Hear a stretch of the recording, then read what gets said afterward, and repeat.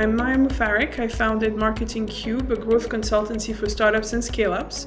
My office is based in North London, but we have clients globally, in the UK of course, but also Asia, the US and MENA markets. Marketing Cube came about because I could see many tech founders lacking the experience and growth to drive their businesses forward. Marketing agencies on the other side lacking experience with startup ventures, unable to provide the fast, reiterative and transformative outcomes that are required at each stage of the growth cycle. So we partner with ambitious founders and executive teams of startups and scale-ups to deliver high impact, sustainable, profitable growth, and that anchored in customer, data, product, brand and marketing. And then the outcome really differs to stage of growth of those businesses and the willingness to invest in marketing.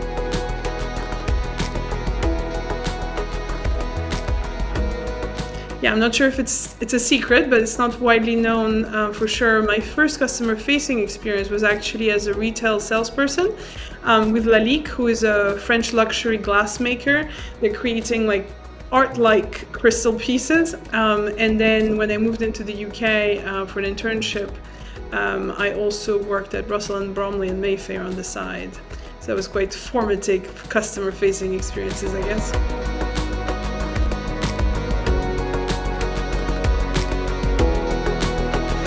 I started in marketing after doing a graduate program with Cisco Systems.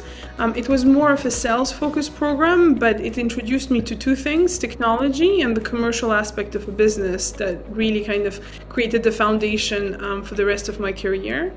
Then I was fortunate enough to secure my first marketing role at Google when I was about 25. And it was really from here that my career in marketing took off as I was exposed to early adopter marketing, scaling up digital products, multiple markets, really opportunities that young marketers take quite a few years to be exposed to. And so that, again, kind of taught me the foundations of marketing in tech. And then a few more roles included Not on a High Street and American Express gave me a full funnel customer exposure, including in product. And that really all came together when I became a CMO at Pharmacy2You, running a team of about 15 split between marketing and front-end product experience. The mornings are a bit hectic. My 3-year-old is my alarm clock, so 6 a.m. most days. Little hectic because my husband and I try to balance quality time as a family and getting Leah and ourselves ready for the day. Then I'll be out of the door, not too far, or to the garden office or to the local workspace to start my day around 8 or a little later if I'm dropping off that day. The rest of the day is divided between personal work time to deliver on projects for my clients, a few prospect calls and client calls. And I also try to make some time for industry news and sharing content with my LinkedIn network. And then around 5, I wrap up and pick up my daughter before we start the evening routine of dinner and bedtime for her. I also enjoy listening to some podcasts or audiobooks while I cook dinner. And more often than not, I need to log back in after Leah's asleep to meet a few pending work deadlines. But I would rather work after her bedtime than miss that evening time with her.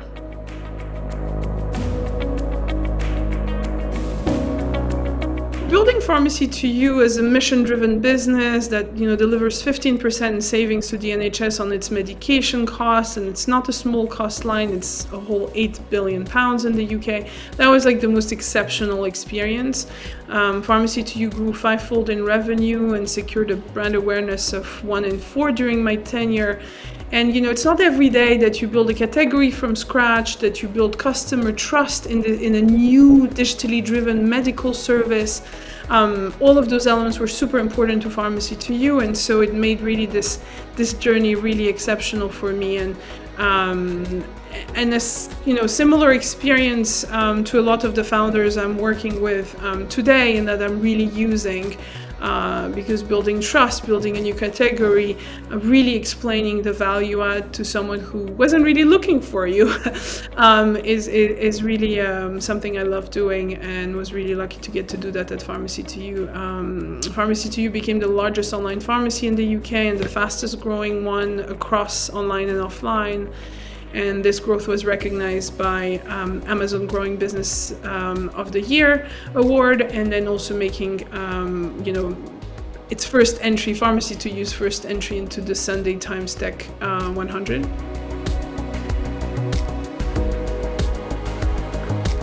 Yeah, so I don't think CMOs are born. They're really made, in my opinion, through the right training of hard skills and soft skills.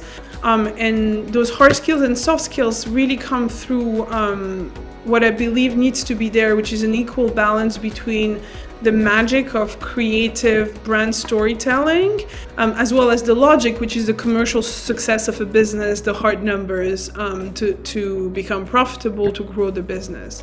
And really this ability to deliver practical, real-life experiences, solid strategies, and fast transformative outcomes that we touched on previously, for me are really essential. And that's what really you're spending quite a few reiterations, in your career to deliver, to become a CMO.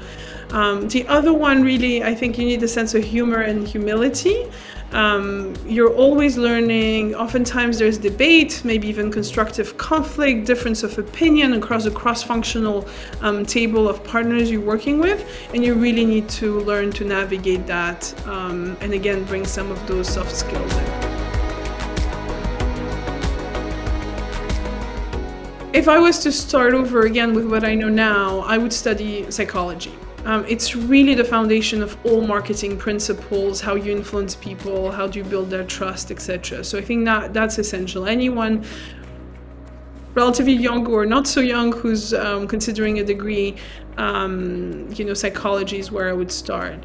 Most business interactions, whether with colleagues, partners, stakeholders, and definitely with your customers, rely on this high level of emotional intelligence and understanding of human behavior. So I would really, focus on those. Kind of almost self-advice to me, I would really kind of slow down, give time to things. You don't become a CMO overnight. And then maybe some people will give you the title, but you're far from ready. So that's, something to really consider. And with that in mind, you really try to have diverse experiences, be exposed, to as many things as you can, so you can figure out what you're really great at.